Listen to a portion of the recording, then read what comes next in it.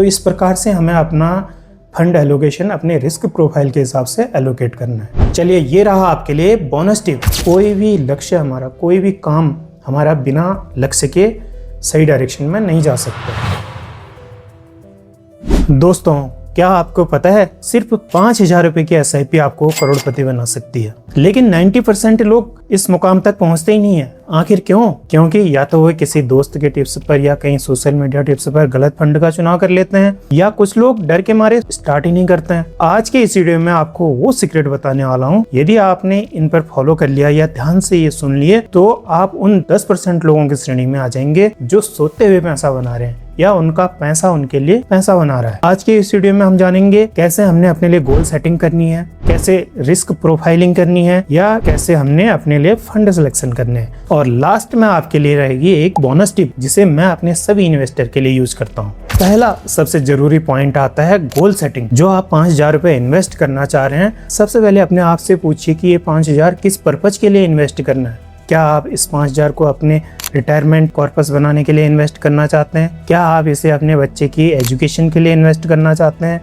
क्या अपने बच्चे की मैरिज के लिए इन्वेस्ट करना चाहते हैं, या अपने लिए कोई वेल्थ क्रिएशन करना चाहते हैं? इस प्रकार से अपने अलग अलग गोल हो सकते हैं, जैसे हाउस परचेजिंग का हो सकता है, या आप कोई गाड़ी खरीदना चाहते हैं फ्यूचर में। तो इस हिसाब से आपको अलग अलग फंड एलोकेशन करना पड़ेगा और उसके लिए क्या टाइमिंग है उस हिसाब से हम इन्वेस्ट कर सकते हैं। बिना गोल के इन्वेस्टिंग उस प्रकार से है जैसे हम बिना डेस्टिनेशन के बस गाड़ी चलाते जा रहे हैं और यहाँ वहाँ भटकते जा रहे हैं। कोई भी लक्ष्य हमारा, कोई भी काम हमारा बिना लक्ष्य के सही डायरेक्शन में नहीं जा सकता है। इसलिए गोल सेटिंग बहुत जरूरी है और हमने गोल बेस्ड अपनी इन्वेस्टिंग करनी है। दूसरा आता है हमारा रिस्क प्रोफाइलिंग। आखिर हम कितना रिस्क ले सकते हैं, उस हिसाब से हमें फंड एलोकेशन में आसानी होती है और सही फंड का हम सिलेक्शन कर सकते हैं। जैसे आप थोड़ा कंजर्वेटिव नेचर के हैं तो आपके लिए लार्ज कैप फंड उपयुक्त रहेंगे। लार्ज कैप फंड वो फंड होते हैं जो देश की टॉप 100 कंपनियां उसमें पार्टिसिपेट करती हैं, जिनकी अच्छी ग्रोथ हो चुकी होती है, जो रिस्की नहीं होते हैं, उनके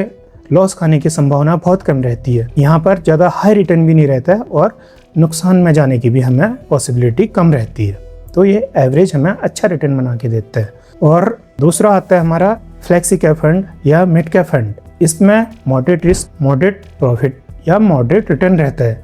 ये 101 से लेकर 250 तक की कंपनियां होती हैं, जिसमें थोड़ा बहुत ग्रोथ की भी संभावना होती है और वो अपना एक अच्छा मुकाम हासिल कर चुकी होती है। तो ये भी हमारे कॉर्पस को ग्रोथ देने के लिए जरूरी है। और तीसरा आता है हमारा स्मॉल कैप फंड। यदि आपके पास थोड़ा इन्वेस्टमेंट का ड्यूरेशन लंबा है, 10 साल, 15 साल या 20 साल का है, तो आपने कुछ परसेंटेज एलोकेशन स्मॉल कैप में भी करना बहुत जरूरी है, क्योंकि असली ग्रोथ यहीं से आएगी।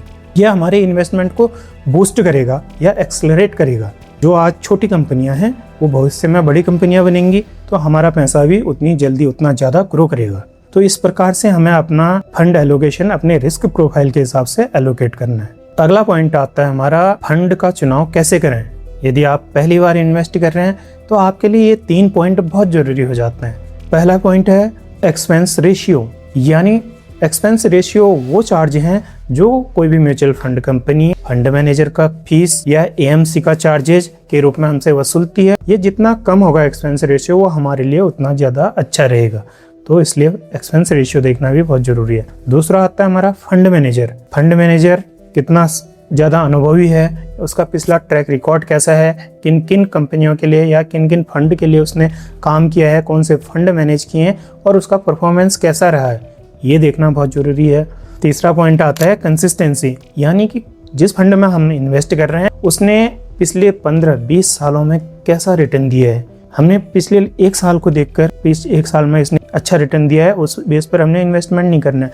जबकि लॉन्ग टर्म में उसने कैसा कंसिस्टेंसी के साथ रिटर्न दिया है वो देखना है। जब भी मार्केट में फॉल आया है उसको रिकवर करने में उसने कितना समय लिया है या कैसे उसने रिकवर किया है, इसके आधार पर हमने इन्वेस्टमेंट करना है। चलिए ये रहा आपके लिए बोनस टिप, डाइवर्सिफिकेशन। यदि आपकी जगह मैं होता तो मैं अपना 5,000 कैसे डाइवर्सिफाई करता या कैसे इन्वेस्ट करता। सबसे पहले आता है अपना 50%, यानी 2,500 रुपये हमने लार्ज कैप फंड में इन्वेस्ट करना है।